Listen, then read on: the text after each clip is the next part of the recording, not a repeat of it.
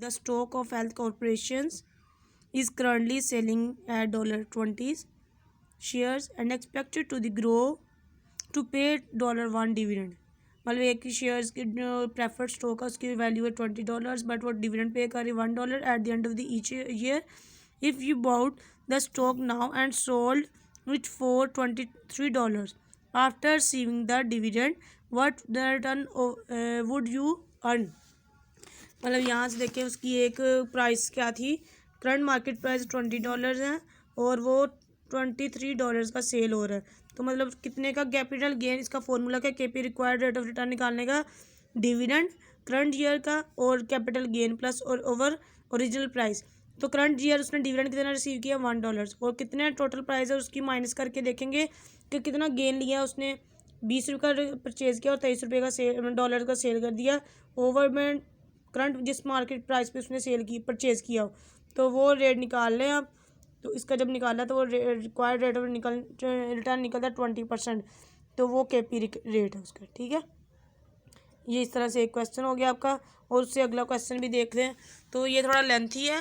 तो इसमें क्या है, डिफरेंट डिस्काउंट मॉडल यूज़ करने हैं उसने। तो डिस्काउंट मॉडल कैसे है कि Delphi products corporation currently pay a dividend of $2 per share and the dividend is expected to grow at the 15% annual rate of 3 years and then at 10% rate of the next 3 years, after which it is expected to grow 5% rate forever. What value would you place on the stock if 18% rate of the return was required। मतलब के ई उसका 18% है और वो क्या है, grow कर रहा है। ये कांस्टेंट ग्रोथ मॉडल कि एक रेट है वो चलता जा रहा है। उसमें क्या है, पहले एक टाइमलाइन आप लोग ऐसे बना लें, 0 से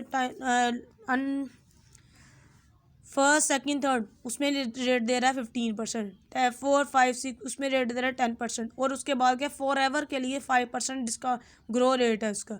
तो इसका फॉर्मूला क्या था डिविडेंड निकालने का, D0 1 + G की कितनी ग्रोथ हो रही है। फिर वैल्यू निकालने का फॉर्मूला क्या है, dividend of current year divided by KE required rate of equity over minus growth rate. लेकिन इसमें तो ग्रोथ रेट ही मतलब 3-4 दे रहा है तो फिर वो कैसे निकालेंगे। अब हर साल का क्या करेंगे, अलग अलग आपको निकालना पड़ेगा, फिर हम जाके उसकी वैल्यू ऑफ स्टॉक निकालेंगे। उसमें सिक्योरिटी की वैल्यू मांगी ना उसने। अब यहाँ पे 2-3 फेजेज़ हैं, यहाँ ये 2 फेजेज़ का हम अलग से निकालेंगे और तीसरी फेज़ का अलग से निकाल लेंगे। इसका निकालने का टेबल बनाएंगे, टेबल में क्या करेंगे, फेजेज़ लिखी हैं एंड ऑफ द ईयर के कौन कौन से साल का निकाल रहे डिविडेंड, और यहाँ फॉर्मूला लगाएंगे D0 1 + G और उसके ऊपर N। तो फिर वो निकालने के बाद प्रेजेंट वैल्यू इंटरेस्ट फैक्टर हम लोग देखेंगे, उसकी वैल्यू उससे मल्टीप्लाई करेंगे तो यहाँ से क्या होगा, प्रेजेंट वैल्यू ऑफ डिविडेंड निकल आएंगी। तो ये सबसे पहला साल है और $D0 क्या है उसका 2। तो